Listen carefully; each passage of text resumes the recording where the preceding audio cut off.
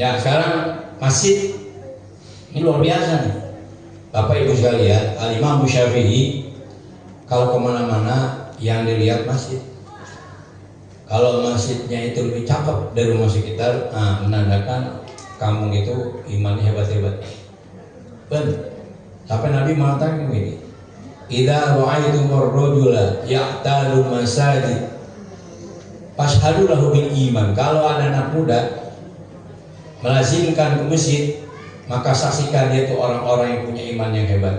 Amin. Masjid. Lagi di situ ada Masjid Aqsa. Ibu sekalian, Masjid Aqsa itu kan pernah menjadi apa?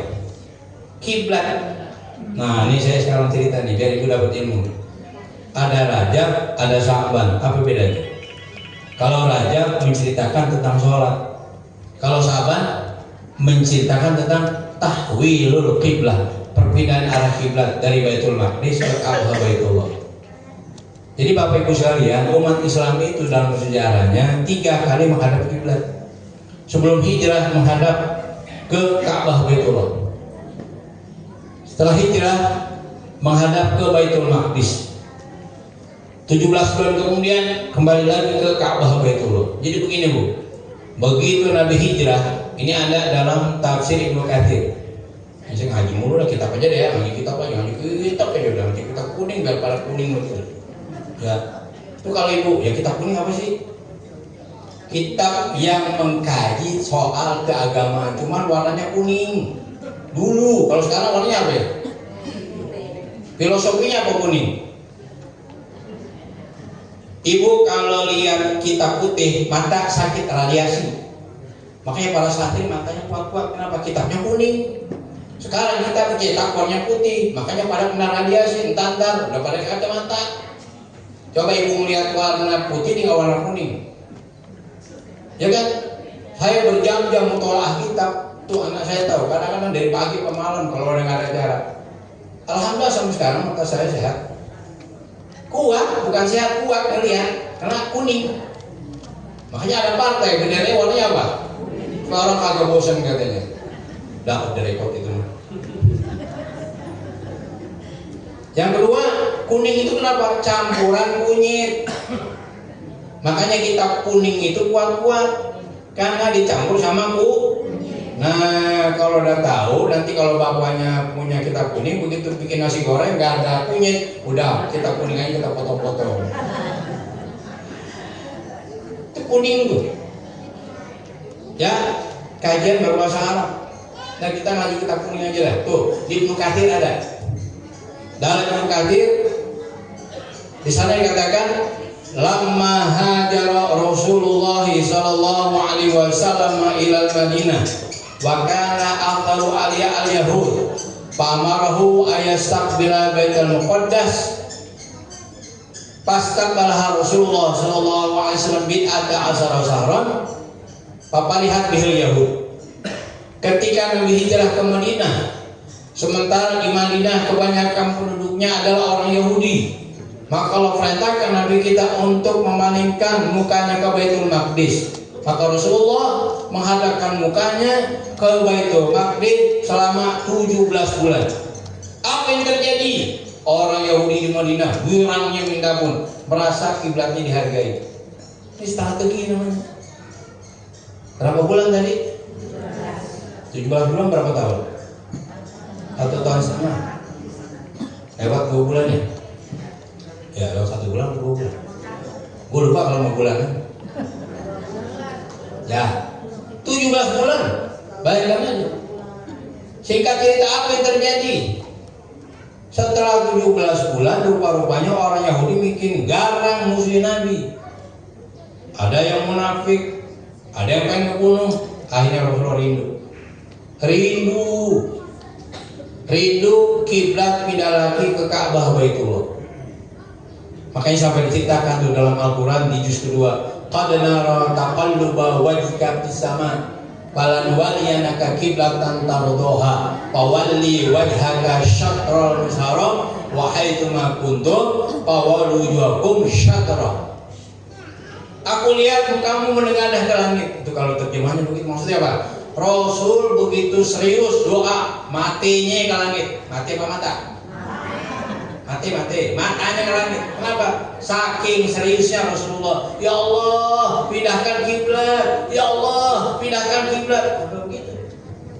Allah jawab, falan waliyannaka kiblatan tardha. Nanti aku akan palingkan kamu ke Masjidil Haram.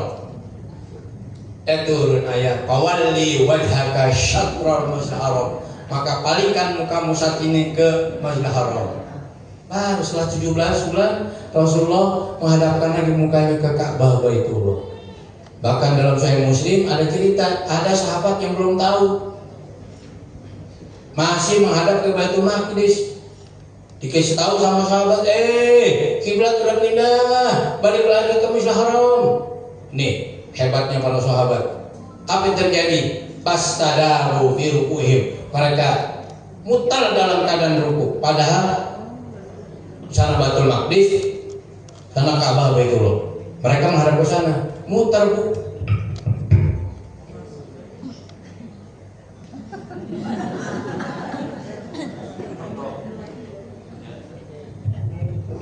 Kalau ibu umpama nih sok-sokan gitu, datang ke kampung sholat, kagak nanya dulu kiblat gimana, main ngadep aja Allah. Terus dikasih tahu sama tuan rumah, salah, gak usah dibatalin, langsung aja begitu muter. Ya iya, cuma jangan pakai nanya, ilok apa salah gua, ya jadi bahater, pakai ilok lagi. Ya kan kita main gelar senjata aja begitu. Allahu Akbar. Tuan rumah, langsung gini bro. Gak usah so tau, udah guru tantang tuan rumah. Batal tuh lagi sholat ibu ngomong. Itu sahabat tuh. Riwayatnya Sahih Muslim. Pastadaru fi ruku'i, mereka muter dalam keadaan ruku. Makanya kan ada 3 orang boleh menghadap kiblat. Pertama, karena nggak tahu.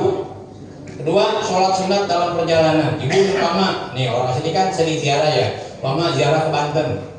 Syaratnya jaraknya lebih daripada 86 kilo. Karena begitu pas masuk pagi hari atau ibu mau pulang kampung, siapa nih orang Jawa? Sini orang Jawa. Bentar lagi Ramadan pada pulang kampung nggak? Kan di kereta tuh kita tuh nih mobil.